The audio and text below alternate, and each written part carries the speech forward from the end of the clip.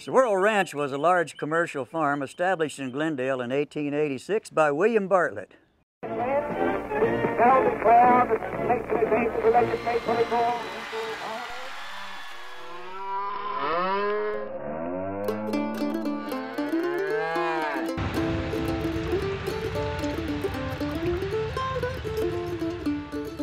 It was not a family farm.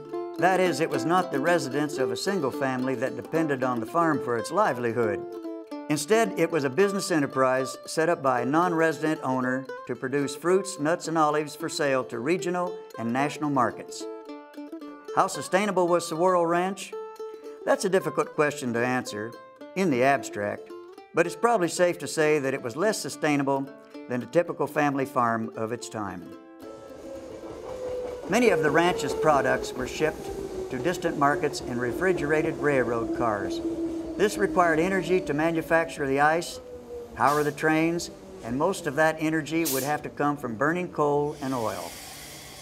However, it's probably also true that Sahuaro Ranch was more sustainable than the typical American farm today, primarily because its farming methods required fewer inputs or resources.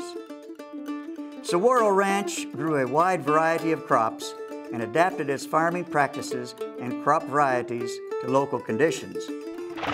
It relied on animal power rather than the internal combustion engine, and it used no energy-intensive synthetic fertilizer.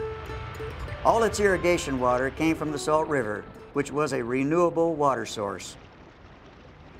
William Bartlett owned Sahuaro Ranch until 1913, when he sold it. The farm then entered a period of decline, during which many of the fruit and nut trees were neglected and died. In 1927, Sahuaro Ranch was purchased by Charlotte and Richard Smith. Under Smith, and then his son Richard, orchards were rehabilitated and the farm restored to productivity.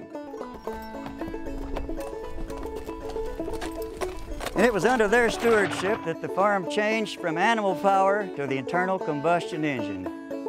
In 1977, the younger Smith sold Sahuaro Ranch to the city of Glendale for development as a public park.